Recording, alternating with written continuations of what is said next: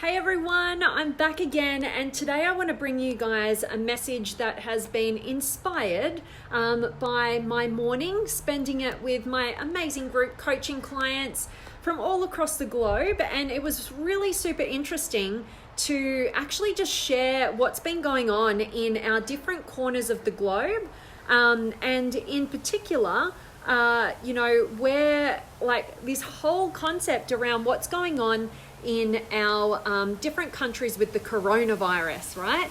And so what I wanted to share with you guys today is something that was shared by one of the incredible people in the room. Simon is watching. I love it. Shout out to you, Simon, who shared this awesome article, which I think was so cool. Like, it gave such perspective on what we're all doing in this craze, right? So there's the coronavirus. We know it's a thing, right? But what's really creating a lot more drama than necessary is this other little thing that we could be buying into, which is getting us to a point where we experience not just the coronavirus, but we're going to experience nocebo. All right, now I'm going to talk into what the hell I'm talking about with this particular case. But like I said, and Alexandra is here. Yeah, great topic from Simon, absolutely. So basically where this all came from was back in 1988, there was a man who actually actually got locked in a refrigerator cabinet, right? And he was locked in there, he was all by himself. And, hours passed and he found a coin on the ground and he started writing out his thoughts. Like, I'm feeling really cold, right? I think I'm finding it really hard to breathe. I think this is going to be my last breath, sort of thing. And then eventually his workmates noticed that he was missing, and they went searching for him, and they managed to, open up this refrigerator cabinet that he was locked in and found him dead and frozen on the ground. But the interesting part to this story is the fact that they checked it all out. The actual refrigerator cabinet, the gauge on it was broken. It wasn't freezing, and it was actually at room temperature, and there was a lot of air and circulation that was going through this room. So why is it that he died? And what happened is, and this has been backed with a bunch of different science, and there's some incredible human beings out there doing amazing work on the mind-body connection. But basically, because this guy worried himself to death, literally, that's what the nocebo is. It's, this guy was actually in a refrigerator cabinet, locked in there. He, his mind projected that it's freezing in here, I'm going to die, there's no air, there's no oxygen, and he died, right? And the case was that's not actually what happened. He didn't have a disease. There was no physical reason for him to die other than the nocebo effect. And this is kind of what can be happening for all of us who are experiencing, fear around the coronavirus. Yeah, we've got to take it seriously. Yeah, we've got to take precautions. Yeah, we've got to do the right thing, right? For any virus or any sort of thing that can happen as an epidemic in our world. But your biggest challenge is not falling into fear-mongering and not falling into the hysteria that is taking over, from my perspective, every corner of the globe, from all these different people that I've been speaking to in the US, in Ireland, here in Australia, like everywhere around. We're all going to the supermarket and we're buying everything on the shelves, and we're doing all this crazy stuff. We're not going to the gyms, we're not doing this, we're not doing that.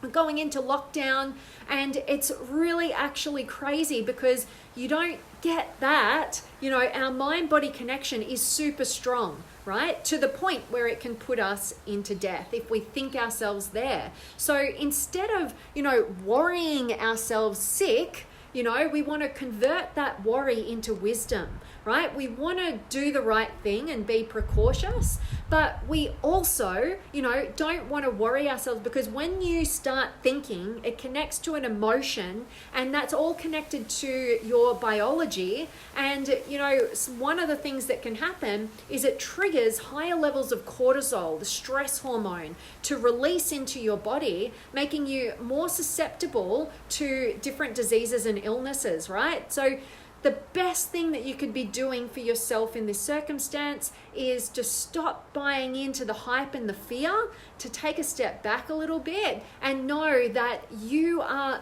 potentially making yourself susceptible to something that wouldn't otherwise affect you if you get caught up in the mind game and in the fear game. And then when all the biology is in place and coming at us with those thoughts and those emotions, we can actually, degrade our immune system as well. And so just another way and another angle of looking at the hysteria that is taking over the world, be the kind of person who you can be informed, but you don't go down the fear-mongering path, so that you don't stress yourself out and make yourself susceptible to the nocebo effect. All right, so really hoping that this message is resonating with you guys and serving you. I just felt like it was so interesting. And like I said, I just spent a beautiful morning with a bunch of my group coaching clients from across the globe. And we were all talking about how the coronavirus is affecting us. In just going down the shops, it's just crazy what's going on. And Simon, one of the beautiful clients that I have there, who's an amazing part of the team, shared this amazing article which articulated the nocebo effect and how powerful that is. And for those of you who are really interested in learning more about the mind-body connection and how it's at play, I really encourage you to check out the work of Dr. Joe Dispenza, and in particular his book, The Placebo Effect. No, oh my gosh, I've totally forgotten the name, but it's got placebo in it. Oh my God.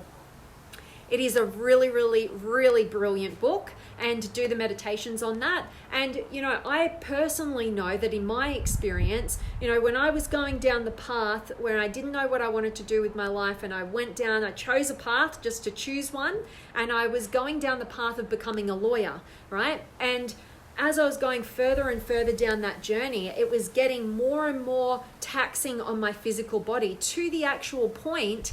Thanks, Alexandria. You were the placebo. Just lost it out of my mind for a second.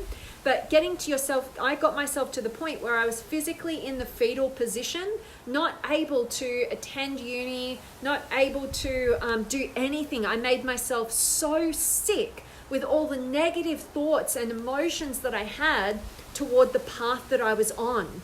So the moment I got off that path was the moment all that stuff dissipated.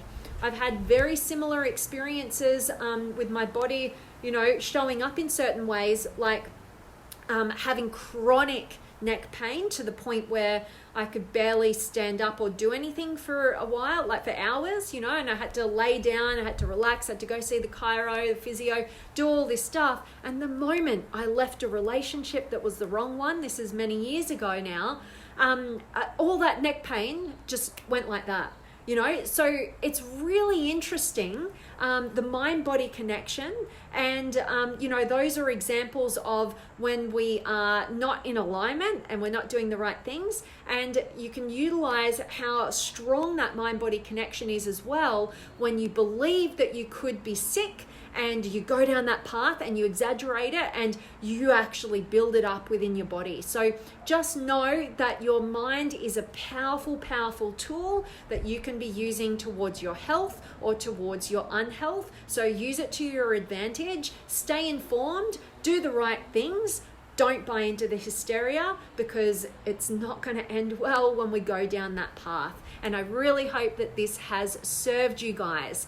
All right, so I definitely want to check in with you guys, see who's been able to join me. Drop me a comment, say hi, let me know where in the world you're tuning in from. Have you got any questions or comments or words of wisdom, or what's your experience in whatever part of the world you are currently in around the coronavirus? How is it affecting your day-to-day life? And let's just kind of take a meta perspective and see what's kind of a little bit extreme and crazy, and where we're freaking out, where we could be swapping that worry for actual wisdom and operating in a much, much better way. So check in with you guys. Simon, the instigator of today's message, thanks for being here. And beautiful Alexandria, good to see you back. and AJ and Richard and Joseph and Sean and Jason in the house. Awesome.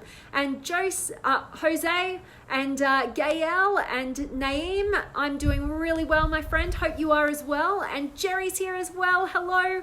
And Stacy and Lisa and Leanne and Christopher and Linda and Judy and Anne-Marie and Peter and Alexandra. Yes, You Are the Placebo. Best book, one of the best books ever on this topic. So from Dr. Joe Dispenza, really encourage you guys. It's one of my recommendations always, that book. Get the audio book, get the written book. Definitely do the meditations once you finish the book. Brilliant book. And Samuel and Jay, Anna, this video is about mind-body connection. Love that. Thanks for sharing with the beautiful Anna there, my brother. Awesome. And Christopher, hi, my dear Sunshine Coast. Awesome. You're on the Sunshine Coast just like me. I love it. Beautiful part of the world. And Justin, much love to you, my friend. And Deanne and Ram, very significant message, need of the hour. Loving that this is resonating with you. And Wanti, hello to you. So I really hope this has served you guys, and it just gets you thinking about how strong and how much of an impact your mind and your perception of reality is having on this whole epidemic that is sweeping the globe right now.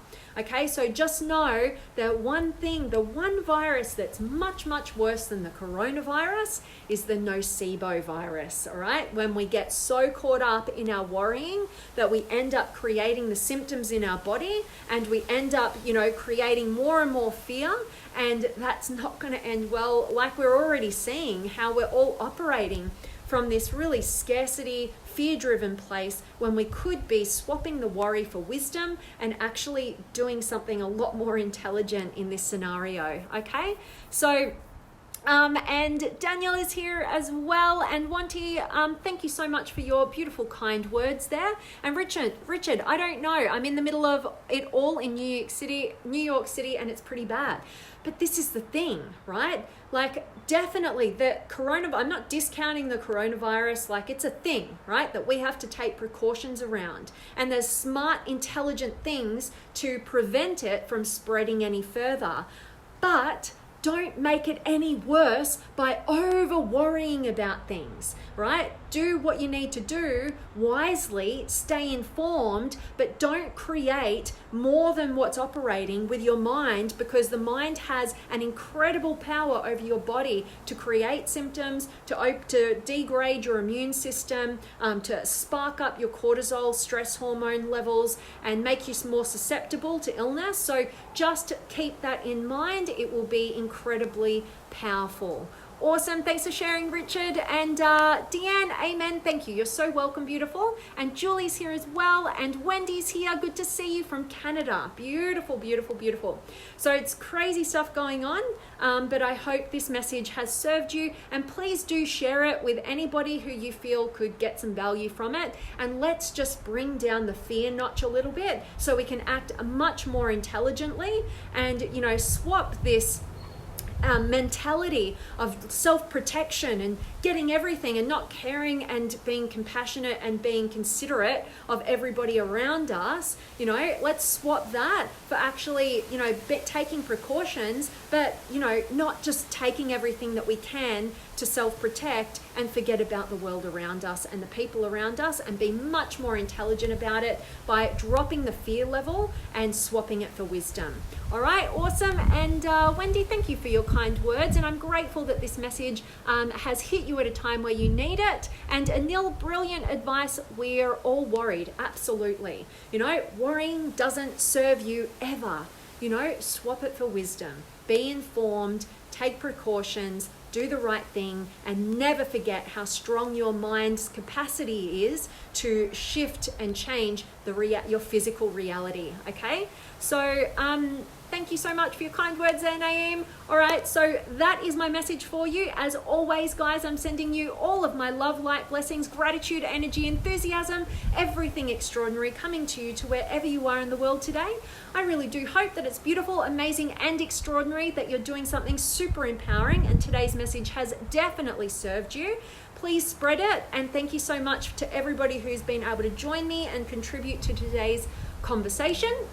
But yeah, this word needs to get out. People need to realize the power of their mind so they don't fall victim to the Nocebo virus, which is a hell of a lot worse and can spread like wildfire, even worse than the coronavirus. Okay, so spread the message, sending you guys all of my love, and I cannot wait to see you tomorrow.